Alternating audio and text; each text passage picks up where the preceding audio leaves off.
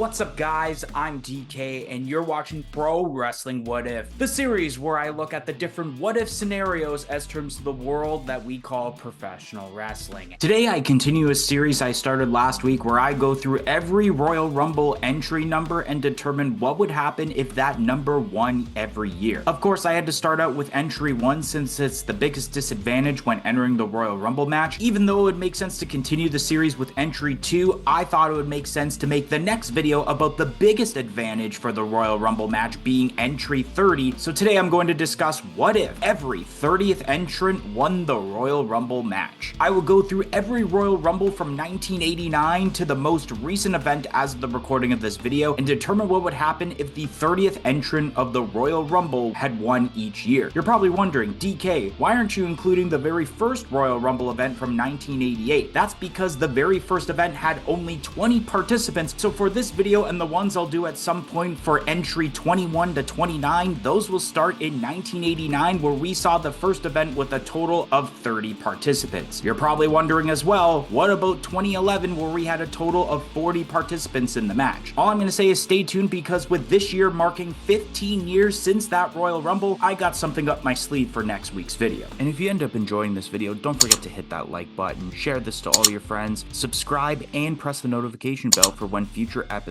get released, and leave a comment down below about today's topic or suggesting a future topic for an episode of Pro Wrestling What If. Kicking off with 1989, entry number 30 was Ted DiBiase. Of course, for the first couple of years of the Royal Rumble's existence, there were no stakes involved but just bragging rights for the winner. I do think that it may have led to Ted DiBiase getting a one-off match with Randy Savage over the World Wrestling Federation Championship. However, it wouldn't take place at WrestleMania. I think it would happen right before the mega powers end up imploding with Hogan and Savage. With all the build-up throughout 1988, it was clear that we were getting Hulk Hogan versus Randy Savage for the World Wrestling Federation Championship as the main event of WrestleMania 5. For 1990, entry 30 was Mr. Perfect. This would make sense since Mr. Perfect was originally scheduled to win this specific Royal Rumble match, considering he was on an undefeated streak since the gimmick's debut in 1988 and would have continued momentum going into WrestleMania. You could have still done the setup for the Ultimate Challenge without having Hogan win the Royal Rumble. I think the reason Hulk Hogan ended up winning was knowing he was going to lose to Ultimate Warrior at WrestleMania 6. For 1991, entrant number 30 was Tugboat. On the April 16th, 1991 edition of the Wrestling Challenge, Tugboat had challenged Mr. Perfect for the Intercontinental Championship. Tugboat, now being the 1991 Royal Rumble winner, may have pushed that match to happen earlier by having it take place at WrestleMania 7. Just like with the match at the Wrestling Challenge, Tugboat would be unsuccessful at winning the Intercontinental Championship, still leading to him going through a gimmick change as he would become Typhoon as a part of the natural disasters with Earthquake. For 1992, entry number 30 was the Warlord. The Warlord becoming the new World Wrestling Federation champion would have been absolute dog.